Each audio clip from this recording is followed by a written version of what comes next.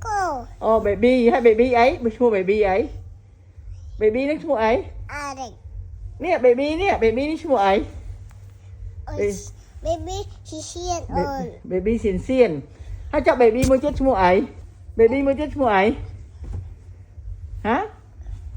Eric. Eric. Eric. Eric những thằng mạnh mùi Erika. Ê Eric những thằng mạnh mùi Erika.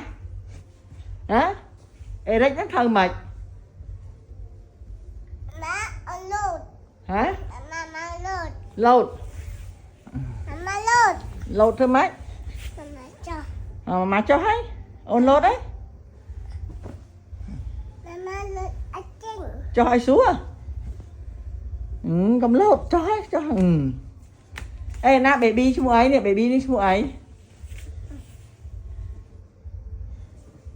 Baby ấy, baby xiên xiên mầm nó ngà. Mama. Ừ? Mama. Thấy? Mama của ăn chinh. Mầm của cô ớt chanh như mất nha.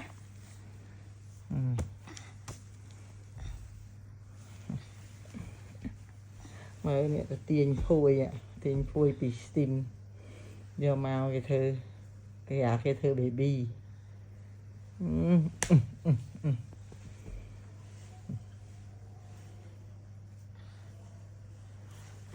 Ê baby nó chú ấy. Baby nó chú ấy, baby nó chú ấy. Mua. Xixian. Baby. Chẳng, hãy cho baby nó pet chú ấy. Baby nó pet chú ấy. Eric. Eric thằng mạch mùi Erika. Eric. Ôi giời baby.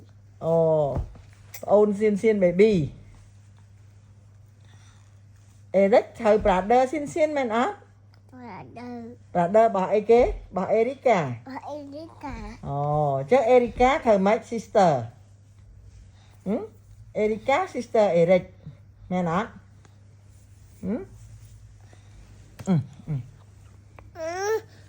Nào, đặt nào em Vinh. Nè, đây, xuống. Đưa baby xiên.